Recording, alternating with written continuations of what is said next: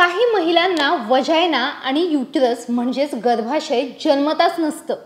हे तुम्हाला माहिती आहे का? तुम्हाला ऐकून आश्चर्य वाटेल, पण काही महिलांना खरंच वजायना आणि युटरस म्हणजे गर्भाशय नसतं। तर काही महिलांना युटरस मध्ये पडदा असतो। काही महिलांना पिरियड्स पेन होतं, पण त्यांना मुळात पिरियड्स येतच नाहीत, म्हणजे ब्लीडिंग होतच नाही। आता हे कसं काय? याबद्दलची सर्व माहिती celebrity gynaecologist doctor Ranjana Dahanu यांनी दिली आहे। त्या काय म्हणतात या व्हिडिओमधून पाहूयात। वर्षातून 2 मुली तरी माझ्याकडे अशा येतात की ज्यांना युटरसच नसतं।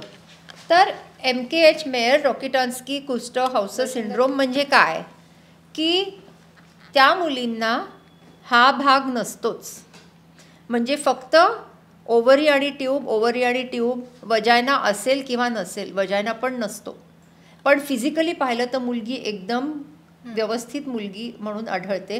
हा डेव्हलपमेंटल प्रॉब्लेम असतो की जिथे हे युटरसचं फ्युजन होत नाही, कारण आपलं युटरस जेव्हा डेव्हलप होतं तेव्हा लॅटरल बर्ड्सने डेव्हलप होऊन ते मर्ज होतं, पण जेव्हा हे डेव्हलप होतच नाही, मग अशा मुलींना सरोगसी म्हणजे पुढे जाऊन, कारण त्यांची अंडी आपण वापरू शकतो आणि दुसऱ्या बाईचा गर्भ घेऊन आपण तिला मुलं देऊ शकतो, त्याला आपण सरोगसीचं एक इंडिकेशन असं म्हणू शकतो। आणि अशा मुलींना युजली किडनीचे प्रॉब्लेम्स काहीतरी असतात। म्हणजे काय की एक किडनी असू शकते किंवा एक किडनी खाली असू शकते, म्हणजे पेल्विक किडनी असू शकते, किंवा हॉर्सशू किडनी म्हणजे घोड्याच्या नाळ्याच्या साईजची शेपची किडनी असते।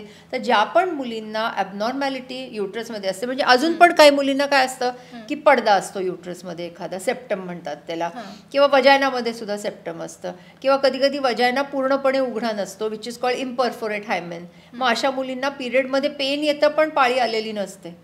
मग आम्ही बघतो की सोनोग्राफीत इथे ब्लड सगळं साचलेलं आहे। मग ब्लड साचण्याचे काही काही लेवल्स आहेत। काय आहे? हिमॅटोकॉल्पस म्हणजे काय? फक्त वजायनामध्ये ब्लड साचलं आहे।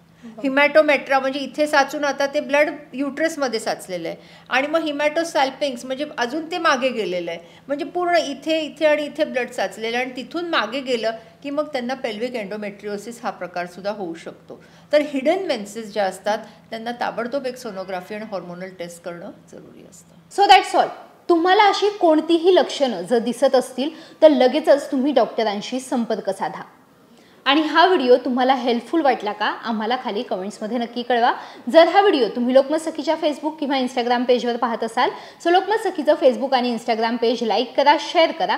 जर हा व्हिडिओ तुम्ही लोकमत सखी हेल्थच्या यूट्यूब चॅनलवर पाहत असाल सो लोकमत सखी हेल्थचं यूट्यूब चॅनल सबस्क्राईब करा। सर्वात महत्त्वाचं म्हणजे तो बेल आयकॉन प्रेस करा, म्हणजे आमच्या व्हिडिओचे सर्वात पहिले नोटिफिकेशन्स तुमच्यापर्यंत येतील।